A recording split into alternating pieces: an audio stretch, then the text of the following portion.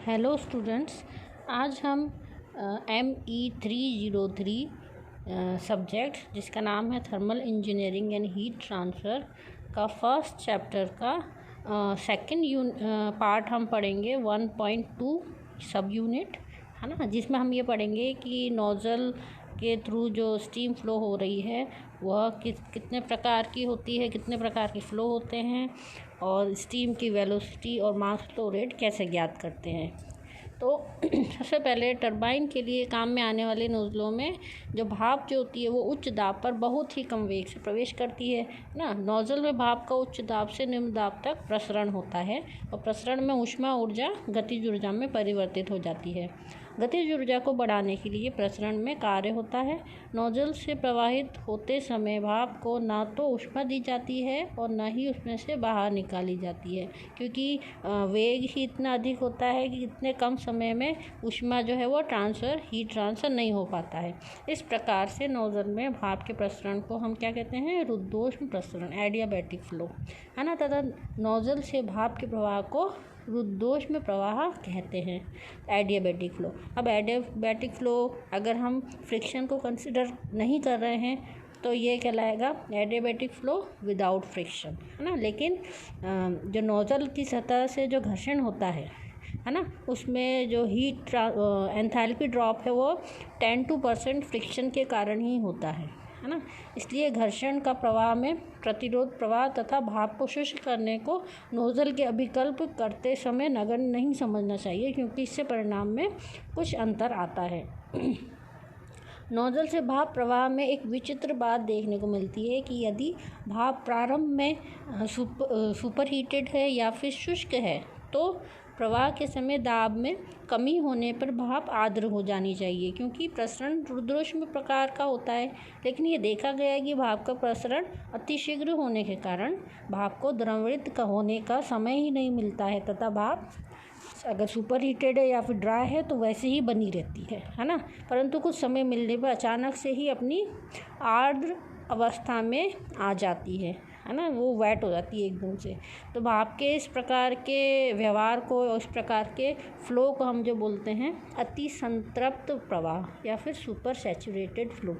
तो इस प्रकार से हम तीन तरह के फ़्लो मानेंगे, एक तो frictionless adiabatic flow with friction and super saturated flow. अब हम पढ़ेंगे नोज़ल से निष्कासित भाप की गति कैसे ज्ञात करते हैं। तो हमने एक नोज़ल माना है, मान लो कि उसके इनलेट सेक्शन पे जहाँ पे प्रवेश कर रही है भाप, वहाँ पे दाब है P1, स्पेसिफिक वॉल्यूम विशिष्ट आयतन है V1, C1 है वेग इनलेट पे स्टीम का, T1 है टेम्परेचर, H1 है एंथैल्पी इनलेट पे और A1 है क्रॉस सेक्शन एरिया इनलेट पे। इसी तरह से 2 जो आउटलेट सेक्शन है जहाँ से स्टीम बाहर निकल रही है, वहाँ पे यही सारी प्रॉपर्टीज़ को हमने P2, V2, C2, T2, H2 और A2 से दर्शाया है। अब हम सभी जानते हैं कि SFEE steady flow energy equation, उसके अनुसार हम नोज़ल की इक्वेशन लिख सकते हैं टोटल एनर्जी की, H1 plus C1 square upon 2GC plus delta Q बराबर H2 plus C2 square upon 2GC plus delta W, जहाँ पर ये जो लेफ़्ट हैंड का जो इक्वेशन का लेफ़्ट हैंड का पार्ट है वह ये शो करता है कि total energy at first inlet point, और राइट हैंड साइड का जो पोर्शन है इक्वेशन का वो शो करता है कि एग्ज़िट पे, आउटलेट पे जितनी भी एनर्जी है, टोटल एनर्जी स्टीम का वो शो करता है। तो इनलेट पे जितनी एंटर हुई एनर्जी बराबर जितनी एनर्जी आउटलेट पे निकली, है ना। यही स्टडी फ्लो एनर्जी इक्वेशन है, क्योंकि हम सभी जानते हैं कि एनर्जी का क्या नियम होता है कि ऊर्जा जो है एक रूप से दूसरे रूप में ट्रांसफ़र होती है, ना ही कम होती है, ना ज़्यादा होती है, ना नष्ट होती है, ना ही उत्पन्न होती है। तो इसी सिद्धांत के ऊपर आधारित ये इक्वेशन है स्टडी फ्लो एनर्जी इक्वेशन, है ना। यहाँ पर अब हम जानते हैं नोज़ल में किसी प्रकार का कोई कार्य हमें मिलता नहीं है, नोज़ल केवल स्टीम को गति प्रदान करने के लिए काम आता है ना। तो यहाँ पे कार्य जो है वर्क ट्रांसफ़र डेल्टा W, उसको हम 0 लिख सकते हैं। इसी प्रकार से नोज़ल में जो प्रवाह का वेग होता है वो काफ़ी अधिक होता है तथा ऊष्मा को प्रवाहित होने का बहुत ही कम समय मिलता है, अतः हम हीट ट्रांसफ़र को भी नेगलेक्ट कर सकते हैं। तो डेल्टा क्यू बराबर 0 हो गया, यानी कि जो फ्लो है वो एडियाबेटिक प्रकार का है। तो ये जो SFE इक्वेशन है वो बन जाएगी, जिसमें से हमने डेल्टा क्यू और डेल्टा डब्ल्यू को 0 माना है। तो H1 + C1 square upon 2GC बराबर H2 + C2 square upon 2GC। अब इसमें अब इक्वेशन जो बनी है अपने पास, उसमें हमने C2 जो है और C1, इसमें C1 को हम नेगलेक्ट करेंगे क्योंकि C1 का मान C2 से बहुत बहुत कम है ना। तो हम इस इनलेट पे जो स्टीम का वेग बहुत ही कम होता है C2 की तुलना में, तो हम C1 को हम नेगलेक्ट कर सकते हैं। तो C1 को हमने हटा दिया। हमारे पास जो इक्वेशन बनी C2 स्क्वायर अपन 2GC बराबर H1 - H2 है ना। अब यहाँ पे GC क्या है, GC जो है वो mg/g होता है, जहाँ पे m जो है वो मास है kg में, g है एक्सेलरेशन ड्यू टू ग्रेविटी, और f क्या है, ये है 1 kg मास के द्वारा लगाया गया बल धरती पर। तो वो हम सभी जानते हैं 9.81 न्यूटन होता है फोर्स, है ना। 1 किलो मास कोई भी वह धरती पर 9.81 न्यूटन बल लगाता है ना। तो इस प्रकार से GC जो है कांस्टेंट हमने ऐड करा है, जिसका मान है 1 kg मीटर पर न्यूटन सेकंड स्क्वायर, है ना। तो अब ये इक्वेशन हमारी यहाँ से हम आउटलेट स्टीम की आउटलेट पे जो वेलोसिटी है C2 वो ज्ञात कर सकते हैं। ये C2 बराबर होगा √2GC H1 - H2। H1 - H2 क्या है, एंथैल्पी ड्रॉप, है ना।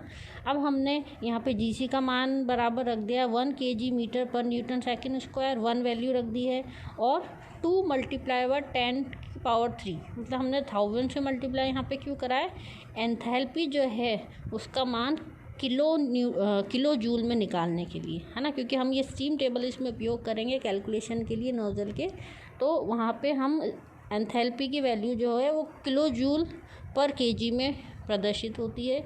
तो ये किलो जूल में वैल्यू यहाँ रखने के लिए हमने यहाँ पे 10⁻³ रखा है ना। और फोर्स की वैल्यू अभी हम न्यूटन मान रहे थे ना, उसको फोर्स की वैल्यू हमने किलो न्यूटन में रखा है, इसकी इक्वेशन ये बनी, है ना।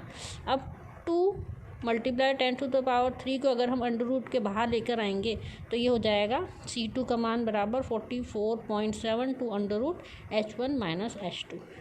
तो इस इक्वेशन के द्वारा हम आउटलेट पे स्टीम की वेलोसिटी ज्ञात कर सकते हैं नोज़ल के लिए। अब हम पढ़ेंगे नेक्स्ट है कि अधिकतम नोज़ल से विसर्जित भाप की मात्रा, है ना। तो इसके लिए हमने वही सेम सारी प्रॉपर्टीज़ जो है वो अज्यूम करी हैं कि फर्स्ट जो इनलेट पे दाब जो है वो P1 है, आउटलेट पे P2 दाब है। इसी तरह से विशिष्ट आयतन स्पेसिफिक वॉल्यूम इनलेट पे V1 है, आउटलेट पे V2 है। वेग स्टीम का C1 और C2, है ना।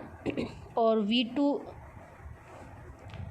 और M जो है वो मास फ्लो रेट है kg पर सेकंड के अंदर, है ना। स्टीम का जो प्रवाह दर है वह M माना है हमने kg पर सेकंड के अंदर। अब हम सभी जानते हैं कि मास फ्लो रेट कैसे निकालते हैं, M बराबर A2C2/V2, है ना, kg पर सेकंड में। तो A2 जो है वो क्रॉस सेक्शन एरिया स्टीम का आउटलेट पे है, C2 वेग है, और V2 स्पेसिफिक वेट है, स्पेसिफिक वॉल्यूम है आउटलेट के ऊपर। तो उपरोक्त समीकरण में हमने C2 व V2 की गणना अब हमें करके और यहाँ पे वैल्यू पुट करनी है। तो इस इक्वेशन जो है M बराबर A2C2/V2 उसको हमने इक्वेशन नंबर 1 माना है। अब हम सभी अगर मान रहे हैं कि ये जो फ्लो है वो एडियाबेटिक प्रकार का है, तो उसके लिए सिद्धांत हम सभी जानते हैं PV⁴n बराबर कांस्टेंट होता है, जहाँ पर n जो है उसकी वैल्यू कांस्टेंट होती है 1.135 ड्राई सेचुरेटेड स्टीम के लिए, और सुपर हीटेड स्टीम के लिए n की वैल्यू 1.3 होती है ना। अब हम सभी जैसे कि थर्मोडायनेमिक्स में सेकेंड ईयर में पढ़ चुके हैं कि एडियाबेटिक फ्लो में जो वर्क डन होता है उसका फॉर्मूला होता है वर्क डन बराबर n P1V1 - P2V2/n-1, है ना। तो ये जो वर्क डन होता है इसको हम अभी आगे फॉर्मूले में यूज़ करेंगे। और एडियाबेटिक फ़्लो के लिए PVN बराबर कांस्टेंट को हम इस तरह से इनलेट और आउटलेट के लिए लिख सकते हैं, P1 V1 N बराबर P2 V2 N, है ना। तो यहाँ से हमें मिला V2 के वैल्यू, V2 बराबर V1 P2 अपॉन P1 की पावर -1/n, है ना। तो अब ये वैल्यू जो है हम वर्क डन में रखेंगे। वर्क डन बराबर n/n-1 P1 V1 1 minus P2 upon P1 P2 bye P1 की पावर -1/n, ठीक है। अब यहाँ पे ये वैल्यू जो है अभी हमने ये पहला इक्वेशन देखी थी, है ना, जिसमें C2 जो है वो C2 की पावर 2/2 GC, ये क्या था, एंथैल्पी ड्रॉप के बराबर होता है। तो हम एंथैल्पी ड्रॉप क्या होता है, वर्क डन के बराबर होता है। तो हम इन इक्वेशन को इक्वेट कर सकते हैं। तो यहाँ पे C2 का जो वैल्यू है वो आ जाएगी C2 बराबर √2GC multiply by n/n-1 P1 PV1 bracket में 1 minus P2 bye P1 n-1/n। अब इन C2 और V2 की हम जो वैल्यू निकाली है वो हम रखेंगे इक्वेशन नंबर 1 में। हमें क्या निकालना है, मास फ्लो रेट स्टीम की।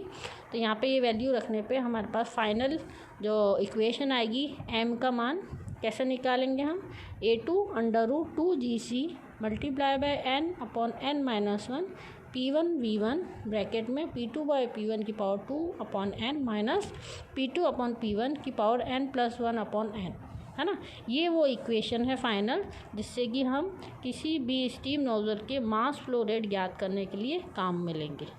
यहाँ पे A2 जो है वो है cross section area at outlet, GCA constant है जिसकी वैल्यू हमें 1 रखनी है, N जो है वो एडियाबैटिक इंडेक्स है, इसकी वैल्यू मैं आपको बता चुकी हूँ।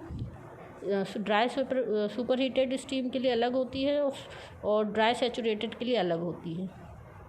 P1 है इनलेट पे दाब, V1 है specific volume at inlet, P2 जो है वो आउटलेट पे दाब है। इस प्रकार से हम इस समीकरण की सहायता से नोजल से प्रति सेकंड प्रवाहित भाप की मात्रा का मान ज्ञात कर सकते हैं।